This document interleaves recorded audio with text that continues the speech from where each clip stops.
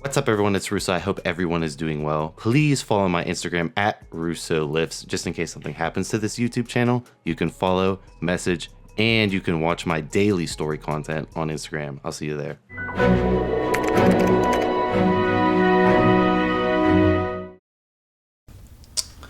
What's up, everyone? It's Russo. I hope everyone is doing well. Today I'm going to be talking about SARMs in a cruise. So if you are blasting and cruising, meaning you are never coming off exogenous androgens, people always ask me, I'm in a cruise, Russo, especially guys who use a lot of, extreme amounts of gear, heavy gear users, like they want something to take in a cruise that's not going to impact their, blood work that much. What would I recommend to someone, in that avenue of like, I just did over a gram blast of gear. I'm coming back into my cruise. I'd like to maintain more of my gains. Like, what's something that's mild that I can add in to help maintain the gains and to not cause too many side effects? So first off, right, every synthetic androgen causes side effects. Every synthetic androgen is going to impact cholesterol in a negative way.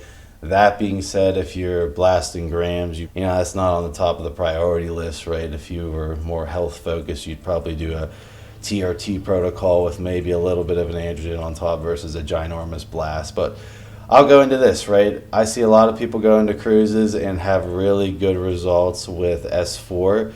So S4 is a first generation SARM. S4 causes the eyesight issues that are not permanent, right?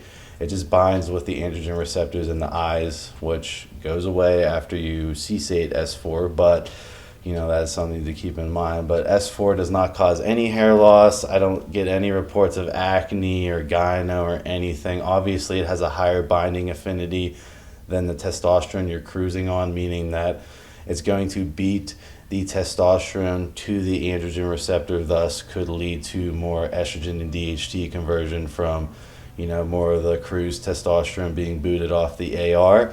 But overall, it's going to give you a drier, harder, leaner look, and it's going to help you maintain your strength during a cruise. I think that would be the one I would personally go with. I see a lot of people have a lot of success with S4 if they deal with the eyesight issues. The eyesight issues are always a thing that scares people away from S4, not the fact that it doesn't increase prostate size, not the fact that super low toxicity profile, not the fact that you can set extreme strength PRs if you dose high enough.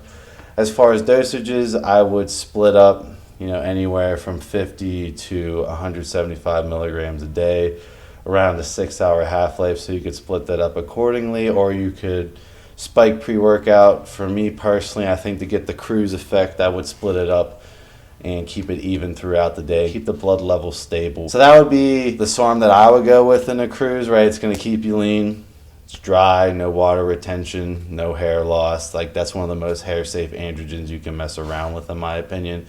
And then it doesn't really bind with the prostate compared to other androgens such as testosterone. So we've seen in medical data, there was a study done on men on TRT who lowered their TRT dosage and then added in the S4 to make up for the TRT dosage.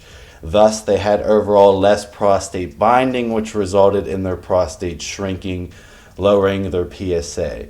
So that's really good news, and I feel like in a cruise, you want something that's not impacting your biomarkers that much, but is still giving you a benefit of maintaining strength, is still giving you a benefit of staying harder and denser than just cruising on your testosterone. That would be the main androgen of choice, in my opinion, for a cruise. Now, the other ones I recommend would be Ostrine and ACP-105. So ACP-105, I have 4 or 5 weeks of experience with it. It behaves completely like Ostrine. It just has a lower toxicity profile, and it's a dry, sucked-in look. Again, same benefits of S4.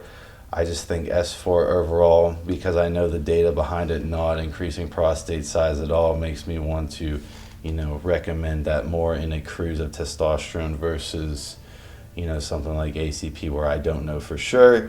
And then Ostrine is the most studied SARM, the poster SARM of SARMs, great mental uplifted feel.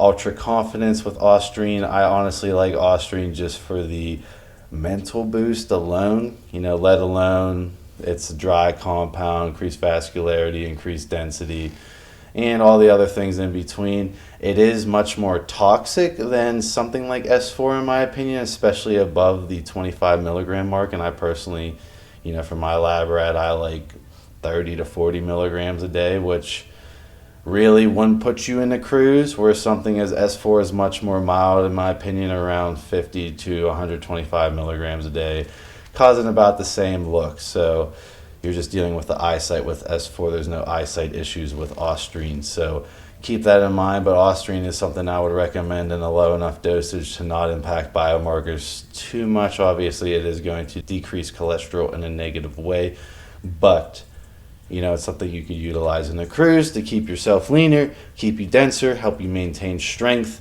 and just to keep you, like when you do a blast and cruise, like the blast is like you walk 6 steps forward in the cruise, you walk 4 steps back. Well, if you cruise with a SARM, you might walk 3 or 2 steps back, and then you have a better starting point going into your next blast. So those are the ones I would recommend. I would not recommend any of the crazy ones. I would not recommend S23. That would be considered a blast in my opinion. You wouldn't be giving your biomarkers really that much of a break. I wouldn't recommend LGD 4033.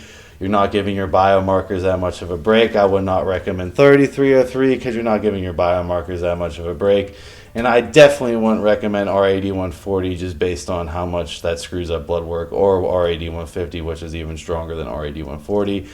Those are all definitely still in the blast category, but I definitely feel like some of the milder SARMs would benefit someone and not impact biomarkers to an extreme degree. Now, the last thing I'll say is you could add in cardarine, GW501516, in a cruise to help recover your HDL, aka good cholesterol, and that would do the trick, on top of obviously limiting cholesterol intake to a sense, which there's argument of data on that. Obviously, I'm not going to go down that rabbit hole, and then increasing cardio and just cleaning up your diet in general and lowering your body weight.